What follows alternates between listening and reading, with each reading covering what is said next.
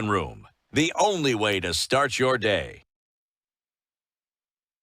Corruption and the state of politics is what we're looking into this hour. Joining us in their capacities to then be able to help us steer this conversation, Dr. Peter Mbae is Secretary of Planning and Economic Affairs with the DCP. Good morning. Good morning too. Karibu sana. Thank you. Thank you for being here this morning. Dr. Lucetu Likaka is a governance and security consultant and also joins us this morning. Good morning. Good morning. Karibu sana. Asante. You came into the room this morning and you are not very comfortable. There's a thing whereby that when something starts to afflict where you were previously comfortable, then it becomes a matter of conversation, and words then must become thoughts, and thoughts must become actions. Or rather, thoughts must become words, and then words must become actions. And that's where we are in this space today. So we're going to have the conversation. It's very clearly perhaps say what needs to be done. But before we do that, Dennis has taken us to another interesting country this week. We'd love to hear your interpretation. The country we're in is considered to be the oldest republic in the continent. The capital is named after a former U.S. president, James Monroe. We talk about its independence in 1847, and the country is Liberia, right? And pretty much it was formed by returnees, would be those who were taken to the West America, to be specific, and came back to form the country. If you look at even the Liberian flag, resembles the American flag. But the proverb that we get from the people of Liberia this morning: the lizard that jumps from a high tree praises itself if no one does. The lizard that jumps from a high tree praises itself if no one does. Dr. Mbae, how would you interpret it? The lizard that jumps from a high tree praises itself if no one does. Yes. Sometimes you have to tell your story. Mm-hmm. You have to put it in the best way possible. Now, if you don't say, some other people may misinterpret it, may give another view that is not yours. So sometimes in life, this is different from what I would call bragging and, trying to beat your own drum. That is different. It's a matter of just saying, excuse me, guys, it's like the way you asked, tell us about yourself in an interview. I mean, sell yourself. Yeah. So sometimes in life, at times comes when you have to say, hey guys, this is who I am. These are my standards. These are my values. These are my core principles that I cannot go beyond. And it's acceptable. It's acceptable. Dr. Likaka, how would you interpret it? Thank you so much.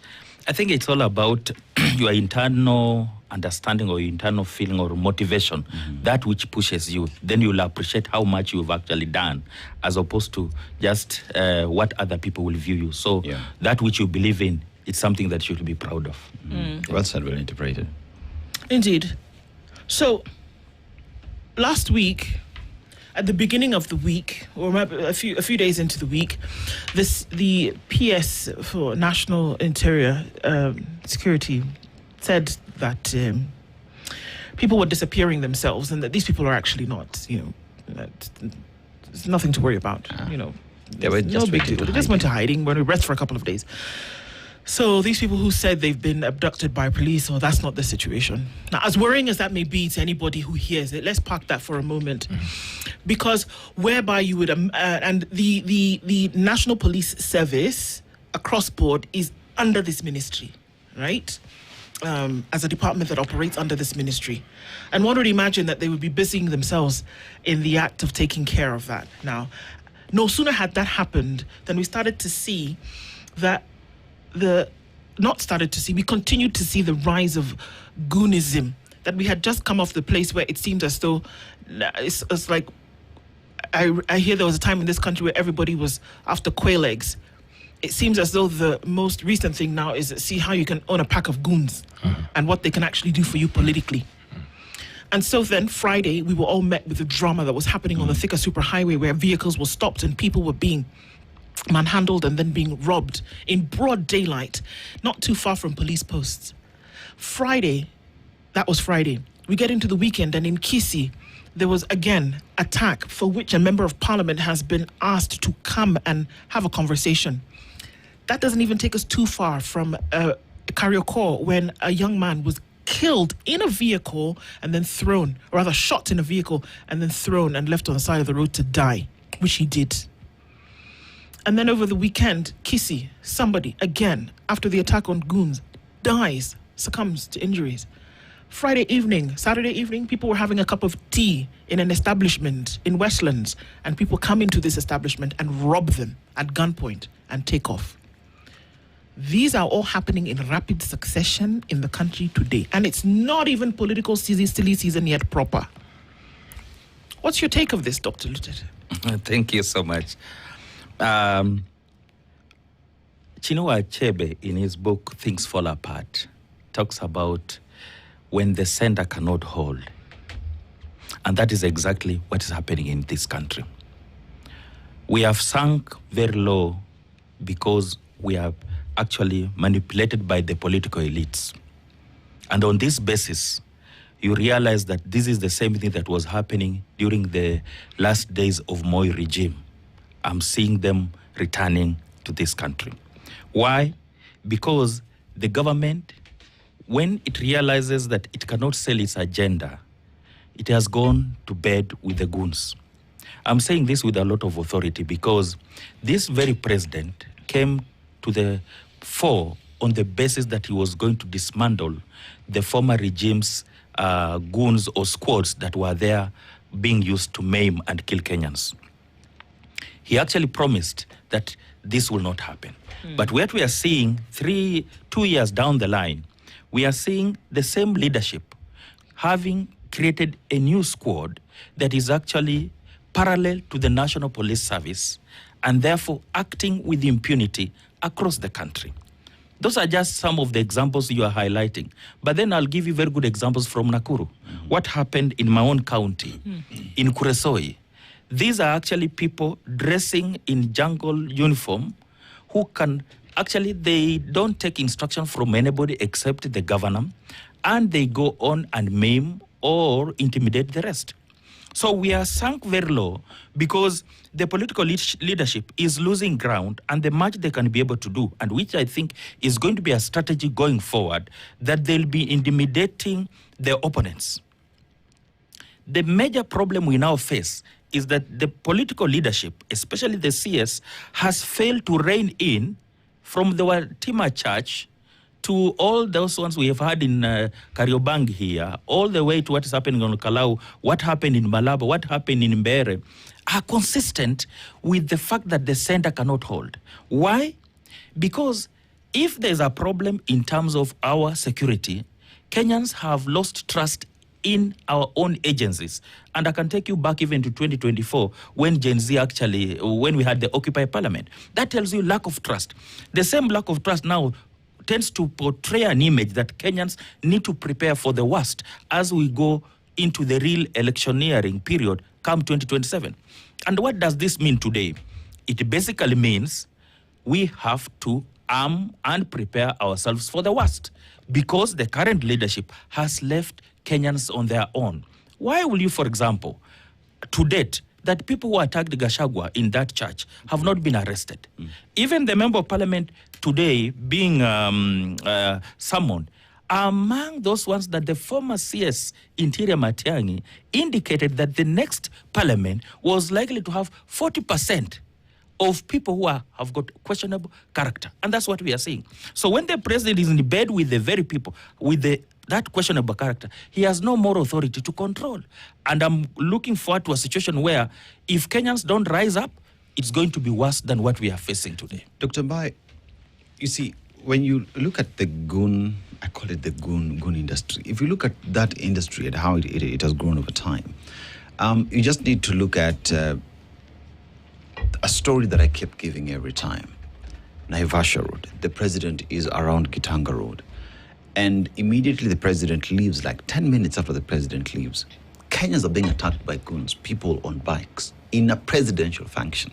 Because where the president is, the radius within which the president is protected is pretty wide.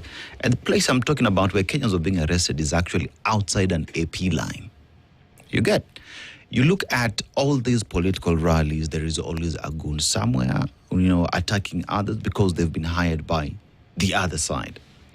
When you look at Kenyans waking up on 25th of June this year to go demonstrate, the country is on a lockdown.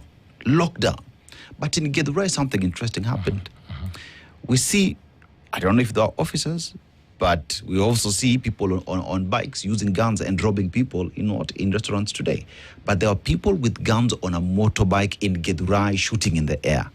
And one asks the question, has the government surrendered its power to the goons, or is the government the goon? Thank you so much, Dennis. It's very unfortunate, and I'll take you back. Now look at ACK. Let's start from ACK attack, right? The CS came and said, we know the politicians who organized those goons. He said that. He's not arresting them. He's not naming the politicians. You can imagine if it was an opposition leader who had sent those goons for some reason. This is ACK, one of the oldest. Like, when you talk about Christianity in Kenya, you talk about ACK Cathedral. It's a hallowed place, really. Sacred completely. But goons go there, harass people in the name of the budget. Mokomen says he knows the goons. He doesn't arrest them. So I want to answer your question from the word go.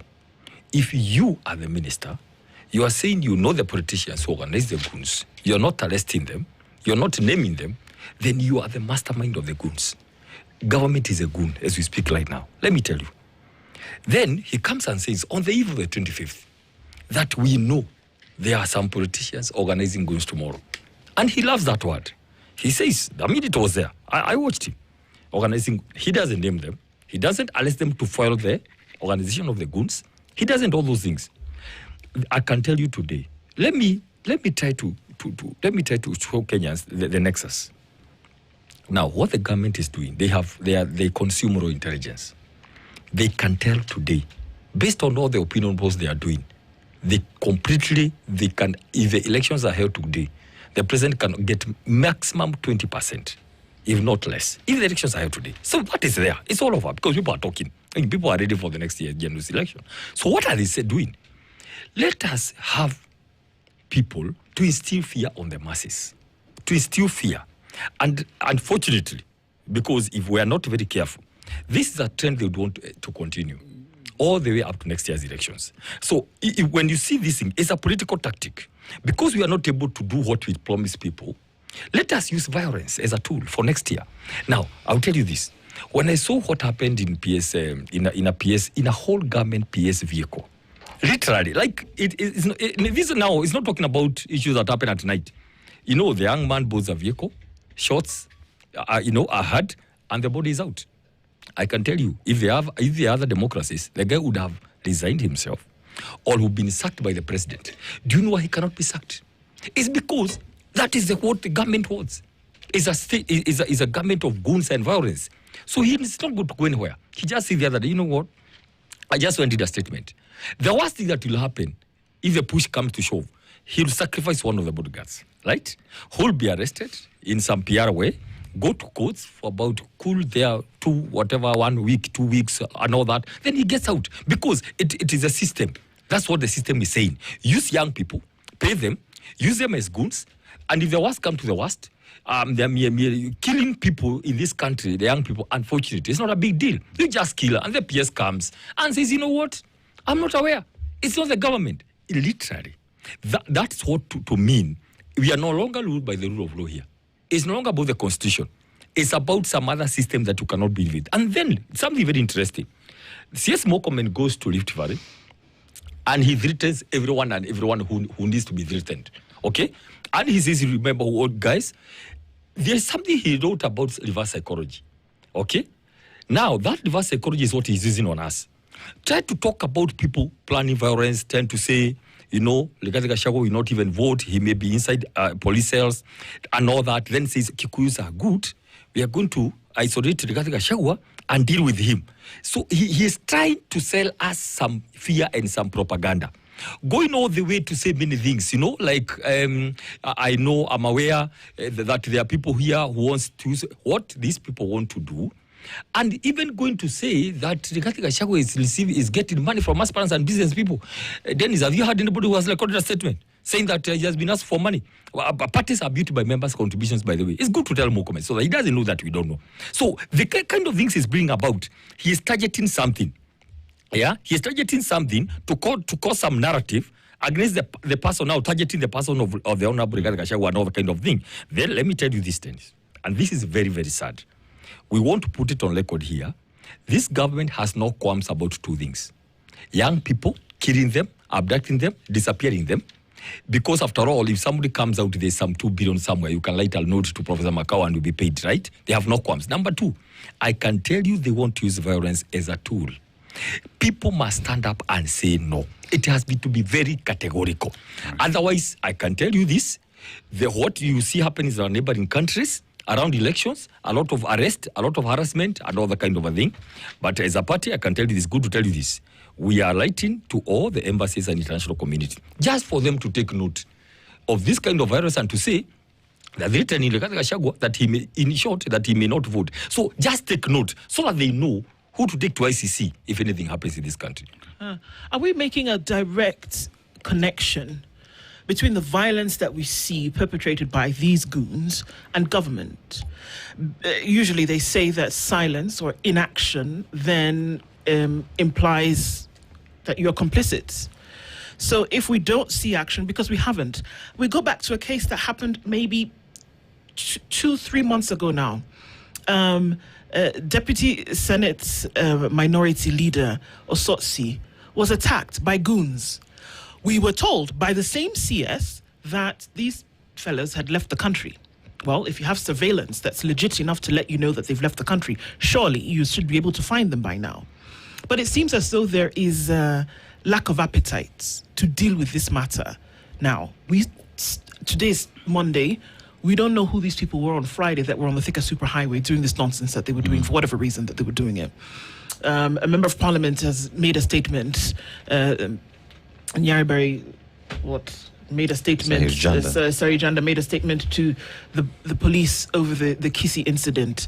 And it just goes on and on. But it seems as though it's like, when you're driving and then they say, well, step on the gas so we can move. It's like you're flirting with the gas pedal. You don't want to really do it.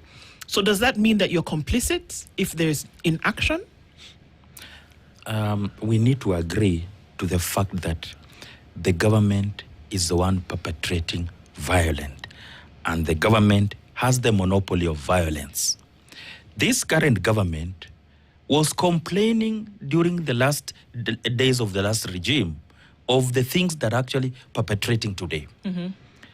The National Police Service, the president who has purported to that they are now independent, are wrangling around the issue of succession as the current IG is supposed to exit internally. Yep. That's a challenge. Mm-hmm.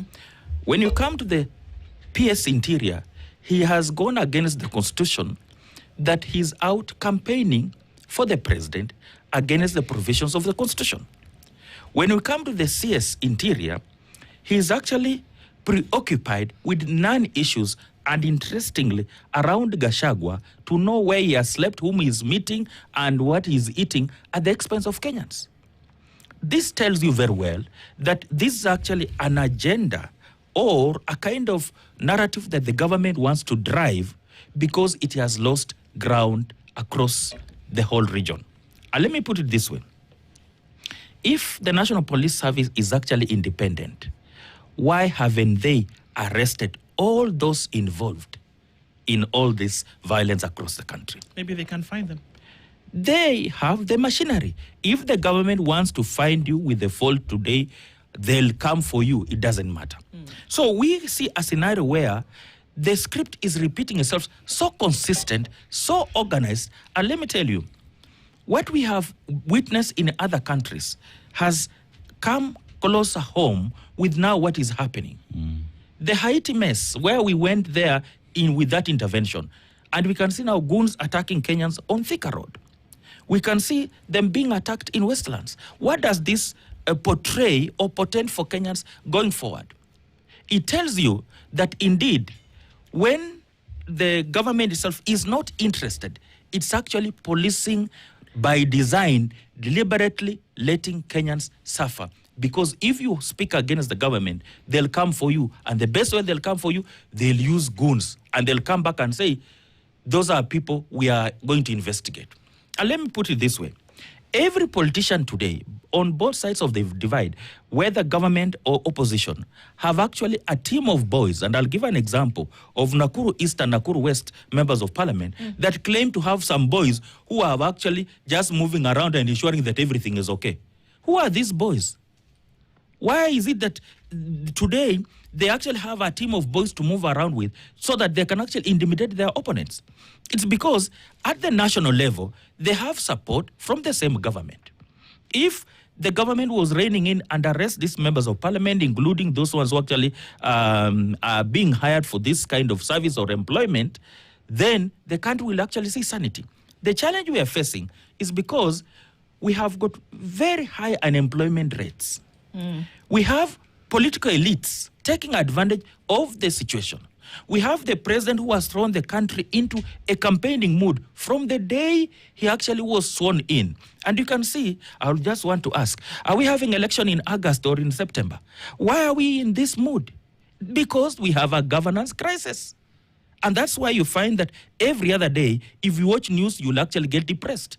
Because violence after violence and no action is being taken. So this is something that Kenyans must be aware that unless we hold the government accountable today, we are going to face a challenge. And why do we hold them accountable? Because we are paying taxes and they're the ones who are sworn to protect the Constitution. They work for you. So that is why we should be concerned. It's not because we are against this government. We want the government to perform. We want the government to do the right thing. And we'll hold it accountable because it is their duty. I'm not going to hold Gachagua or Matiang'i or Sifuna. No. Who swore to protect the Constitution?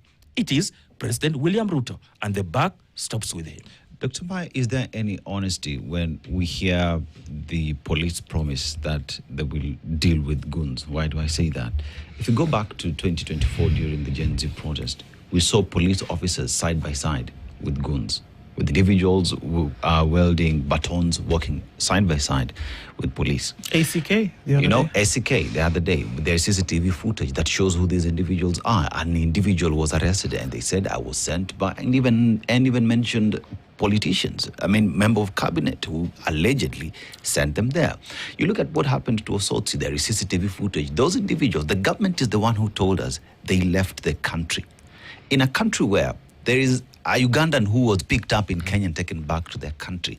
What happens? How is it convenient that then an individual who's committed crime here would not be able to be picked up in Uganda, brought here, and go through the justice system?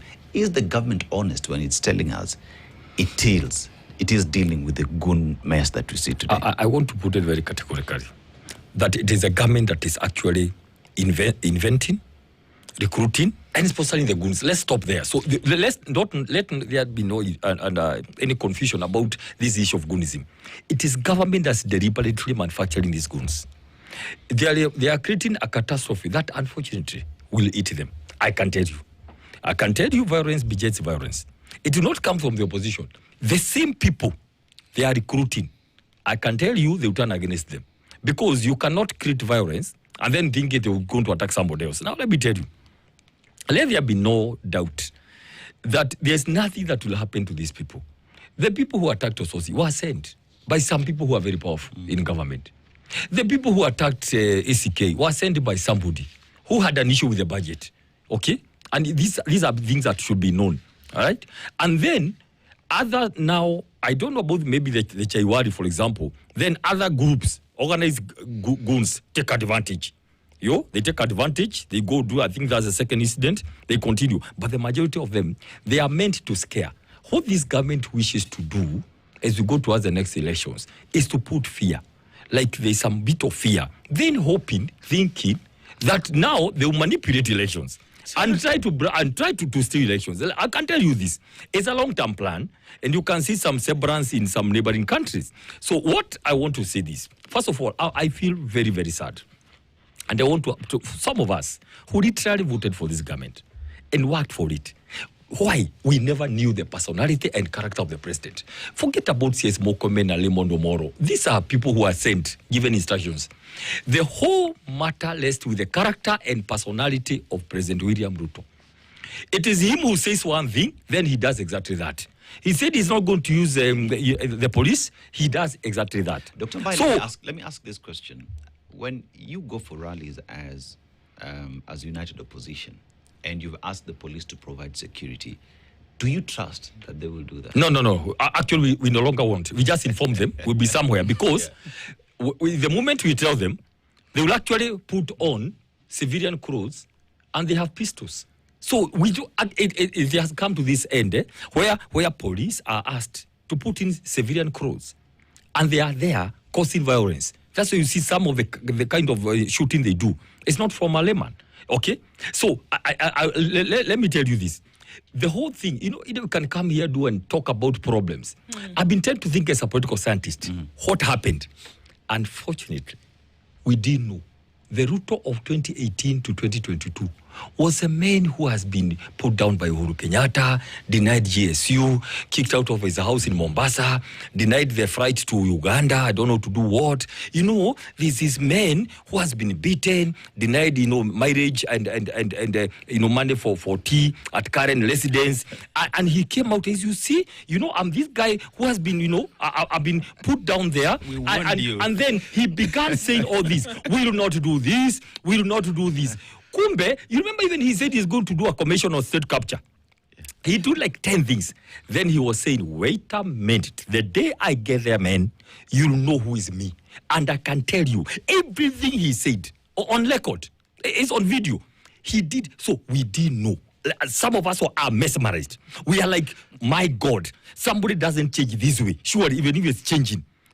You cannot go there saying, we'll do. Then you come and say, hey, I want, first of all, to equal the wealth of the two large families in Kenya, number one. Number two, I want every business. Number three, I will never believe, literally, somebody who goes to church with a Bible every day, and the other one calling himself the son of the Sunday school, that he went to Sunday school, the CS, can literally butcher young people. That is the lowest we can ever go. You can fight for money in this world and all that, but butchering people, literally President Ruto and CS sending Omoro to come and say, we never abducted anyone. But you know what I think? I want to invite Kenyans to be angry.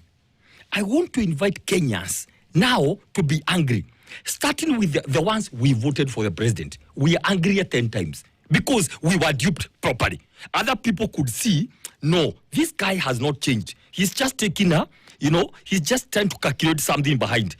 We believed everything, 100%, that this is a man. Kenya will go to another level you have never seen on earth. 4 million jobs, in a year, those kind of speeches, right? So what I would want to ask Kenyans, I want to invite Kenyans to be very angry. Angry at what? Not going out on Sabasaba. We are saying, please, all the people going out on Sabasaba tomorrow, they should be provided security. But for us, as DCP, knowing the killer person we have here, you'll be killed, all of you. So for us, we are not telling people to go out. Please, how do you get angry? Prepare yourself. Let us go mobilize ourselves, the whole country. Not against the community. Mark my words. Not against the community, but a community, the person of one man, who we voted for ourselves. To say, man, we give you the opportunity, but sorry, this is just too low. Dr. Mbae, I think you need to be clear here. Some clarity then is sought. When you say people need to come out and mobilize, unto what? Because it's interesting that as you say that, a gentleman actually was, I don't know if you had shot a video, what is it that he said? He said, you know what, if the government is not going to protect us against these goods, we're going to essentially take matters into our own hands. Yeah. And are we not then on the brink of some serious chaos if that actually happens? That is important. Because I'm hearing what you're saying now and saying that people must be mobilized. What does that mean? That is very important. I mean political mobilization for next year's elections. We are very clear as a party. We are very clear as alternative government. We cannot compete with this government. We don't have GSU, we don't have NIS, we don't have red and yellow, tear gases and all that. We are very clear. That's why we are telling our people, please, the moment you come out, the goons are sent. The government will begin touching business people, isolating Kenyans, providing communities, using that. That's what I've been happening for the last 5 times. There has been protest. So we are telling people, please, the only anger I want you to have is the anger towards next year's elections, so that we follow the constitution. Because we cannot be saying that our people are going to bend in the constitution and ourselves you want to claim. So please, keep off. Just watch what the president is doing, knowing that he is doing all this to escape the Kenyans' wrath next year's general elections. How does that work? Coming from that strategic point of view, Dr. How does that work? That if I instill violence, I put you in a position of fear, and then what does that stop you from doing? Yeah. Before I respond to that, let me respond to my colleague's assertion that they really believed William Ruto. Okay. The apple doesn't fall far from the tree, and we need to be aware that give me your friends and I'll give you your character. We warned them, and they didn't take us seriously. And they're part of the people who have given us the current mess the way we are in. Now, let's fight together to help bring sanity.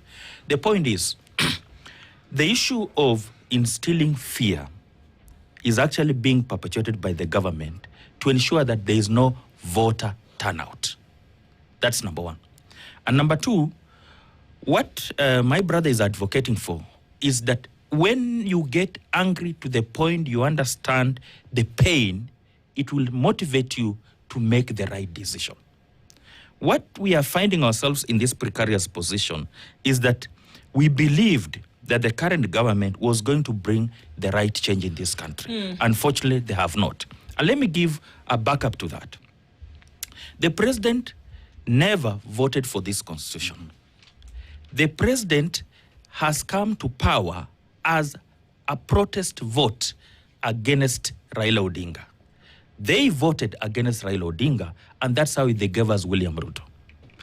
It is in the same light that we are likely to make the same mistake come 2027, just the way we made the same mistake in 2013. And let me tell you this. The problems Kenya is facing today has been engineered from the problem we were facing before ICC. The protest vote in 2013 and 2022 against Raila Odinga has entrenched the problems Kenyans are facing today. And let me come to back to the issue of the president. The challenge we have is that we have a devolved system that is not being implemented. All these devolved functions should actually go to the counties. But then we have a unitary kind of presidential system where the president has amassed all the powers. He's trading in all sectors. He's controlling all sectors. He's employing incompetent CSS so that he can run the government as a single man to be praised by every Kenyan. And that's why we are in this mess. Again, the challenge we face, if you look at the budget, for example, the Senate is fighting for only 428 to go to the counties. All the money remains around Nairobi. That is 4.4 trillion. Even if you look at whatever budget, and I know very well we are budgeting to take the money home, and we are also living outside our own means. This is a question that now Kenyans should be angry. For example, why is too much being allocated to national intelligence and national police service, or just say interior? Why is a lot being allocated to State House? It's kind of interesting that a lot of money is being allocated to the National Police Service and Defense and Interior and all of this. And see the action. And look at what's happening on the ground, where it seems as though they can't get a hold of the security issue. So the point I'm trying to drive at is that there's a problem with governance on the basis that we elected the wrong leaders to take us to Singapore or wherever we so intend to go. We can't get there. Because today as we speak, if you consider the crisis we are going through, it's because of unemployment. Where is the employment supposed to be created? It's at the counties. Okay. How many investors has the president brought in? How much have we lost to Tanzania, to Uganda, to Ethiopia? To Rwanda. How many of the contracts are being signed for JKIA without involving Kenyans? Where's the contract for Rironi Mau Summit? Where's the contract for the SGR to Kisumu? Where's the contract for the National Infrastructure Fund? That is where the concern is. We're asking questions. So these are questions that we should actually be asking. Even as we do this, you find that we are actually being eaten up by goons being perpetuated by the same state. So we really need to ask ourselves, as Kenyans, where do we want to take this country with the current of leadership? That's why I support my colleagues' assertion that Kenyans need to be angry enough that they need to now to make the right decision come 2027. Let's take a break at this point, and we'll come back with this conversation right after this. Don't go away. This is the Situation Room, the only way to start your day. This is the Situation Room, the only way to start your day.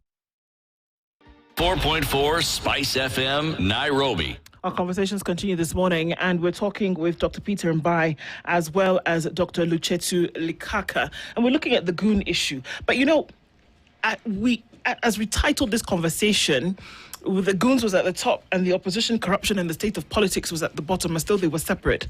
But it's obvious that all of these things are intertwined, that they're not separate conversations, and that if you want to look at how people then will be controlled, and if violence is being used as a tool of control, then all kinds of things get into this. Corruption does, the politics of the day does.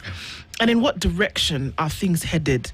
That, we can talk about this thing as though goons will only show up on a lowly Friday afternoon. But what are we seeing?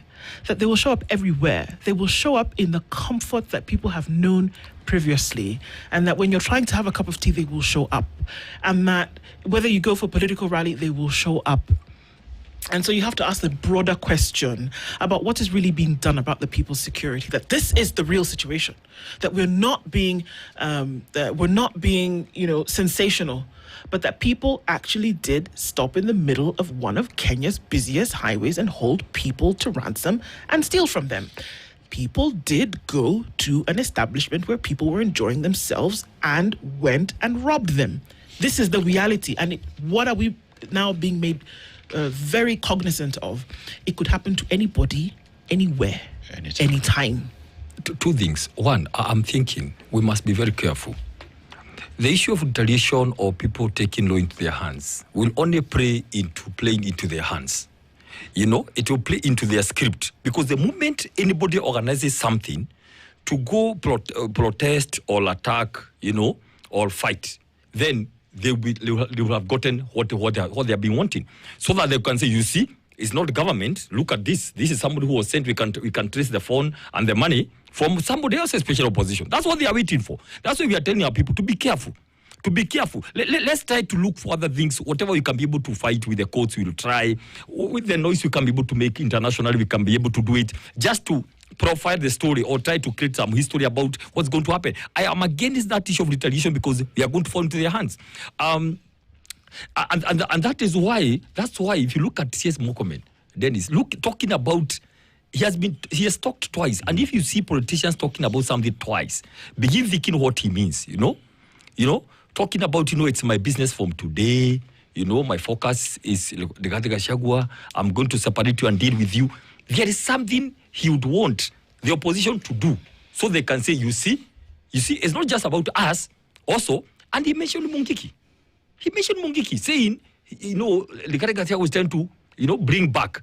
Then we are thinking, what are they saying? By the way, as a matter of fact, sitting here, Mungiki are our brothers and sisters, whatever they call Mungiki. These are people who have been subjugated because of unemployment and other things. So I don't know what he's trying to say. And if Rigathi Gachagua can, in any case, invite them and say, you guys, you are my sons and daughters, we want to be together, stop all the bad things, we can change this government and do the right things. But let me say two things, very quickly. Listen, in history, never ever regret getting somebody to power. Spiritually, God will allow you to become president or a king, either to help the people, like David, or to show you as a bad example like Saul and Nebuchadnezzar and others. Politically speaking, people like Adolf taught us something. So what I think, if you want something, we'll give you, but we are there to watch you. You cannot con people in 2022 and think you can con them again. Deception and deceit. So what we are saying, we give you a chance. It's okay. I don't regret, by the word regret doesn't come in my history, in my vocabulary. Do what you do, then learn a lesson. Okay? We did what we did. So he came. Imagine if President Ruto lost to Raila Odinga. Oh, man. You'll be singing how you lost a Messiah. He'll be going around here saying, you see, you lost the real Messiah on this earth. And saying, when is 2027 coming? And you never know. We would have transported the problem from 2027 to 27 to maybe 2037. Okay, so another 10 years. So, really, please, I'm saying that because as a Christian, one and two, as a political scientist, we don't regret giving Ruto the presidency. No, we gave it to him so that we can see the kind of person he is. But all along, by the way, listen, grown-ups never change. Dennis. This is all in retrospect now. Yes, okay. yes, of course. Okay, grown-ups never change. Yeah. What happens? They can go down and pretend. He never changed. He just said, wow, I did 10 years supporting Uhuru Kenyatta. Let me go to Mount Kenyatta to see whether I can beg on that. And then whatever happened now is that the handshake gave him a lot of sympathy. So now he's here. He is a president. He has arms. So what he's doing with it is his issue. But let me tell you this. For example, talk about here goons, violence, and politics. Let me tell you, actually put it this way, goons, violence, and money. So the president comes, we elect him without no coin in 2022, zero. Literally, we used to help him. He would come and by the time he just stands to speak, people would crap, right? The moment he would stop to sip some water, people would crap, they love. People would queue for hours waiting for him, right? Today, any meeting the president does, he has to have a lot of mobilization. Those are the people you are calling goons. GSU, police, like 3 cordons. Right now, he has to pay money for anything he does. And then he thinks, this is now interesting. We gave you power with nothing. Oh, you accumulate everything. 6.3 budget supplementary. 6.3. Remember that money was not going to be used for 2 weeks. So it was removed in cash. Put somewhere in boxes just for dishing out. I mean, now, the worst is, yes, he thinks, therefore, we gave him power, but he can use security, GSU, and all that, and money to bribe voters next year to vote for him. Dr. Lichetu, do we make a connection on why we see the goon industry growing? Why? Because we've established that there is high unemployment in the country that is having the goons pretty much available on hire, where we see now the political class taking advantage of the goons, Kenyans who are unemployed to be goons. But do we make the connection that today we have unemployment because corruption is high? Do you make the connection that today we are having a lot of unemployed people because of policies that have been set forth as government? That today we will talk about everything, but until that point when we handle the fundamentals, when we promised 1 million jobs, we provide those 1 million jobs, we fight corruption and ensure that the money that is meant to go to hospitals, to go to industries, to put in good policies that will enable investors, both local and external, to come and invest, that until the point when we remove these unemployed people and get them busy, we would not be fighting goon. That the biggest problem perhaps is us dealing with our corruption, is us opening up the markets, is us paying the pending bills and ensuring that the young people who don't have jobs have something they are doing. Are we making that connection? Thank you. Let me tell you this. The war that we are going to have and the future that we are going to have, it will be a fight between the young and the old folks. Because this is a structural, deliberate plan or strategy by the political elite. Why I'm saying this, for example, and I'll give you several examples. First of all, let me base it on the Constitution. Our forefathers, as they set up the country, they put several mechanisms that helped us to be what we are today. But then in 2010, we felt we wanted to change to adjust to the century and the challenges that we are facing. Unemployment today. We are talking about the youth population. Over 60% of Kenyans are actually below the age of 35. We are churning out over 1 million youth graduates every year, but we are not creating corresponding jobs for them. This is a structural problem created by the leadership of the country, from the executive, parliament, and judiciary. Why? We have not implemented the Constitution to the latter. I believe that if the president could implement the Constitution to the latter, devolve the functions, go out and bring investors for each county, allow counties to spur the economy. You remember Moses Kuria's nonsense of those special zones and those whatever he was creating, so that we bring in investors. You've seen what is happening in South Africa. These Kenyans have come back empty. That is another burden we are adding to the current one we are also already facing. So the whole thing lies with our structures in terms of creating opportunities. Look at our tax regime. It's unpredictable. Look at our economy. It's unpredictable because 97, 202, then 2005, 2007, 2013, all these unpredictable in terms of investment. The demonstrations we are having every other day, because the leadership is not doing the right thing, speaks to the fact that you cannot invest in Kenya. The tax regime, which is unpredictable, tells you that here there's a challenge, and that's why we are losing a number of investors to different countries in our neighborhood. The other issue, when you talk about unemployment, for example, the president will boast of housing creating employment. Let me ask, was housing a national priority? Look at the Kenya National Bureau of Statistics, KHDS report, that over 70% of Kenyans own bungalows in the villages. Was it a national priority? No. These are concerns, and you're telling me that the jobs you're creating will be manual jobs. You remember the scholarship we were promised in Nyayo Stadium? Yeah. How many of us have graduated from those ones are now doing all that? Go to industry area today, it's actually closed. There are go-downs. We are only importing everything from China. It's a structural problem because we elect the wrong people. They don't legislate. Look at the private members' bill in the House today. It is not there because these are houses dominated by the hand of the executive. When we talk about corruption, all the big projects that this current regime has implemented have got questionable expenditure, from Talanda Stadium to Bomas of Kenya. Now with the airport in Meru, is it really a national priority? Do we need to have all state lodges across the country? Will this create jobs for the youth? That is why the very youth that are being hired today in the name of goons will rise up against the very government that is actually misusing them. A time when youth will now say enough is enough, because of the structural problems we have, the youth will rise up against the leadership. It is my appeal. Let us implement the constitution to the latter. If we did, for example, today, Turkana County could be the best. Do you know they have given the highest amount in terms of equalization fund? Is there anything you can show in Turkana apart from that function they normally do? There's nothing to show. So these are concerns, for example. Today, where the coolants that we actually promised about milk in Nyandarua, about exporting our potatoes, about value addition.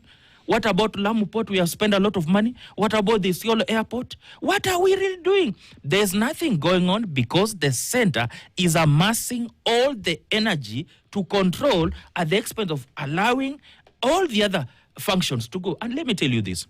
We are always cascading the governors when they come before the Senate. Ask them very stupid questions about expenditure. What do they want to do in terms of the income they actually raise? When you're holding all the national money at the center, why are we keeping all this money? Look at the universities. Why are universities struggling today? Because of the funding model. What happens to the youth? The danger is we have all these graduates moving around with the best education in the streets, and we think we are going to remain in power. I can tell you, my brother, we are staring at a big problem even before 2027. We'll go to you, Dr. Mbae, as we round this out in about a minute. Yeah, please. Maybe, Doc, just to clarify, whatever Moses Kulu was trying to do is not nonsense. That was the answer to this country's industrialization. We had planned to do 47 KIPES, special economic zones, and the EPZs. Each KIPE was supposed to do 20,000 jobs. But it didn't. But as usual. Exactly. But as usual, any idea that does not come from the top is killed because, they want quick things. Why do you get so tired? Now, quickly. I want to ask the President of the Republic of Kenya on a very serious note. Please stop spreading the issue of tribalism and violence in this country. You cannot. Yesterday, I heard him say that you will not allow tribalism in Kenya. Reverse psychology. Yet he's the one who is doing that. He said there's some people who are planning things, and they're the ones who are planning. Please, I want to ask the President now on a very serious, under the Constitution. Now that you are in there, you are the one who vowed to protect the Constitution. Stop, putting people in silos of tribalism. Okay, stop saying how our Kabila, how our all that. Be the president, stop all that kind of thing. But I'll not tell you this. This is the appeal then. The people of Kenya will stand against all these tribalism issues and violence. It will start in Olkalau. It's going to be 10 days from now. We have a billion budget there already. This week, thousands and thousands of mattresses and blankets and cooking gases are going to go down there. And I want to tell you this. For what? To bribe. It's bribery. Okay. The test is whether money can work. By the way, the whole issue about Olkalau is whether Ruto's money can work. And he will not be doing this. By a region that he says it must vote for him next year. So we are doing warm-up. We are very happy. And my final word to the people, the united alternative government will not let you down. I can tell you. We are going to produce one lineup for next year, and Kenyans, we are inviting them to come rally together to nothing personal, just business. Mr. President, we loved you, but definitely you can see you are not able to do these things. Thank you so much. Dr. Peter Mbae is the Secretary of Planning and Economic Affairs at DCP, and also been joined this morning by Dr. Luchetsi Lukaka as governance and security expert. Thank you for joining us this morning. Clearly, there's a lot to still continue looking into. Asante Sana for being here with us this morning. Good morning. The latest news from around. This is the Situation Room.